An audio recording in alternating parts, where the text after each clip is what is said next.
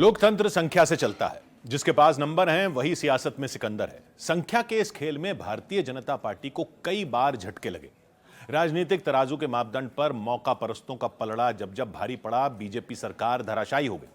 अटल बिहारी वाजपेयी और लाल कृष्ण आडवाणी जैसे दिग्गजों के साथ नरेंद्र मोदी ने बीजेपी की इस कमजोर कड़ी को दुरुस्त किया।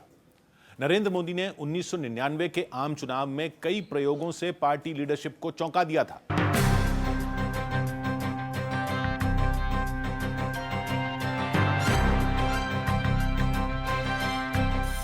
साल 1996। सत्ता का खेल तो चलेगा, सरकारें आएंगी जाएंगी, पार्टियां बनेगी बिगड़ेंगी, मगर ये देश रहना चाहिए। इस देश का लोकतंत्र अमर रहना चाहिए। 13 दिन पहले प्रधानमंत्री बने अटल बिहारी वाजपेयी अपने इस्तीफे से पहले भाषण दे रहे थे। देश पहली बार टीवी पर संसद के सियासी घमासान का साक्षी बन रहा था। अटल जी ने जाते जाते कहा कि अगली सरकार बनेगी जरूर, लेकिन चलेगी नहीं। हमें छोड़कर सत्ता बनाना चाहते हैं और आप समझते हैं कि वो सरकार टिकाऊ होगी। मुझे तो उसके टिकने के लक्षण नहीं दिखाई देते। 1996 में पहली बार सांप्रदायिक और धर्मनिरपेक्ष ताकतों के नाम पर मोर्चाबंदी हुई और संयुक्त मोर्चे यानी यूनाइटेड फ्रंट की सरकार का जन्म हुआ। 1 जून 1996 को एचडी देवेगौड़ा ने प्रधानमंत्री पद की शपथ ली, लेकिन 10 महीने 11 दिन बाद उन्हें भी इस्तीफा देने पर मजबूर होना पड़ा।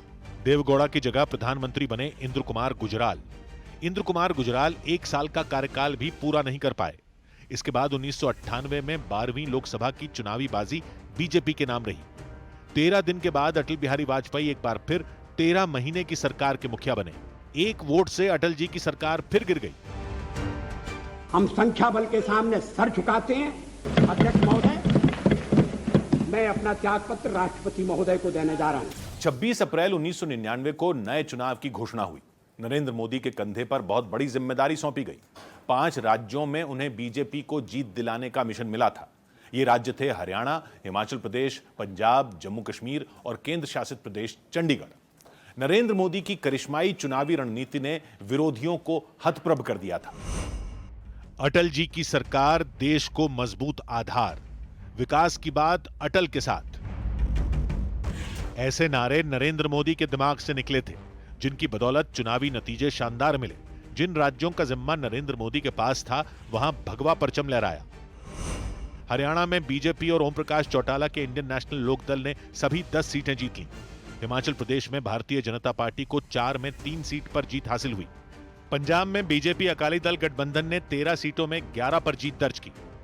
1999 के चुनाव में जम्मू कश्मीर में जम्मू क्षेत्र की 2 सीटों पर बीजेपी को बड़ी जीत मिली। वहीं कांग्रेस का गढ़ मानी जाने वाली चंडीगढ़ सीट पर बीजेपी को हार का सामना करना पड़ा, लेकिन नरेंद्र मोदी ने निकाय स्तर पर संगठन विस्तार की बुनियाद रख दी थी। 1999 के चुनाव में नरेंद्र मोदी जैसे तमाम कर्मठ कार्यकर्ताओं की मेहनत रंग लाई।